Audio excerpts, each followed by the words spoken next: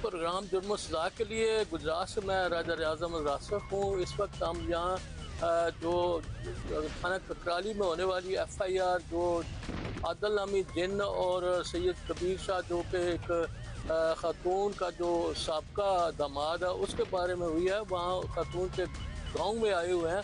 हम इनसे पूछते हैं जी कि खातून क्या कह रही है इस FIR के मुताबिक, जबकि खातून का एक बयान है जिसमें उसने इस जिन की जो स्टोरी को रिजेक्ट करते हुए कहा है कि उसे इंसाफ नहीं मिला सही तरह और इंसाफ दिया जाए।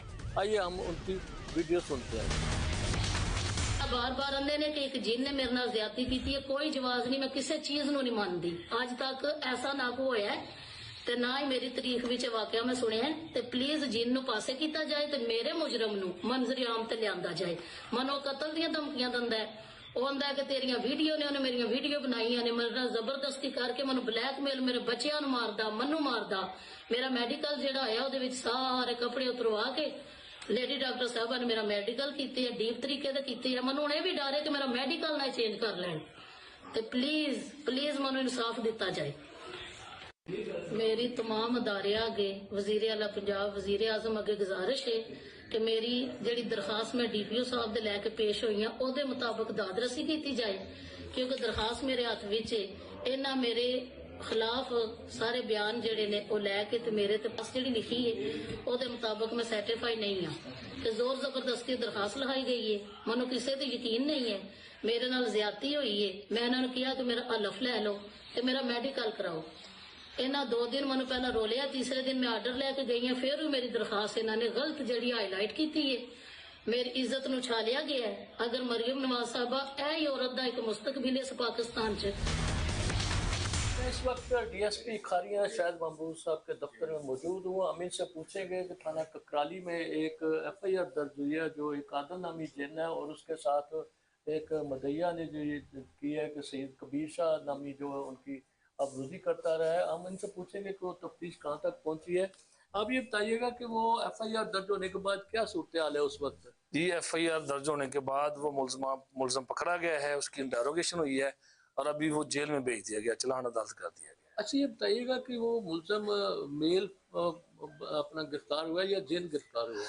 जी, मुलजम तो वो जो मेन था मरकजी जिसके उस औरत के साथ मामला थे वही गिरफ्तार हुआ है, लेकिन वो औरत जो है वो उसका दामाद भी था। बाद में उसके साथ वो अपनी बेटी की विलादत के बाद खुद उसके साथ शादी करना चाहती थी। वो कुछ उसके मामला थे शायद वो उस हवाले से, तो उसने जो मामला किया और बाद में वो कहती थी कि इसके अंदर कुछ जिन आता है जो इसको इंक्लाइन करता है और जो फिर ये मेरे साथ इसका अपना कपलेशन होती है और इस तरह के मामला हैं। तो वो हमने उसका बयान, चूंकि पुलिस अभी लोगों को कहती है कि जो आप अपनी स्टेटमेंट देनी है आप अपनी ज़ात मर्जी से जो एप्लीकेशन देते हैं उसके मुताबिक हम कानूनी कार्रवाई कर देते हैं। तो ये मैं समझता हूँ कि उसने शायद इसका नाजायज़ फ़ायदा उठाया था और लिखा था या जो भी उसके ज़हन में था। तो थोड़ा सा दोनों ही एक्सेप्शनल थे आम इंसानों की निस्बत। वो जो फीमेल है जो उसका जिसके पकड़ के जेल भेजा है, जिसके उसके साथ मामला थे फिजिकल, वो भी थोड़ा एक्सेप्शनल था। तो उसके बकौल था कि इसके अंदर जिन आता है और जब तक ये मेरे पास नहीं आता और बाकी मामला नहीं होते उस वक्त तक ये उस पोजीशन में रहते हैं स्टेट ऑफ माइंड में। तो वो खुद भी इसी तरह का ही उसका औरत का मामला था। लेकिन हमने तो जो कानूनी तकाजे हैं वो पूरे किए हैं, उसके देखा है, उसको मेरिट पे इंटरोगेट किया, सीनियर ऑफिसर्स ने सुना है, उसके बाद जो अकॉर्डिंगली कानून के तहत जो उसका बनता था, जो सजा थी, जो सेक्शन था वो लगा के हमने उसको जेल भेज दिया।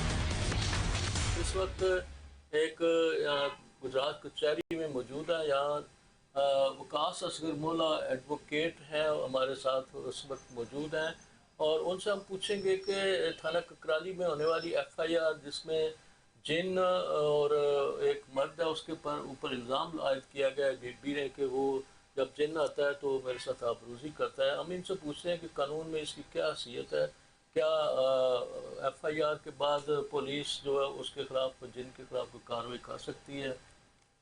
आप ये बताइएगा कि कोई जिन के खिलाफ कार्रवाई हो सकती है? बिस्मिल्लाहिर्रहमानिर्रहीम।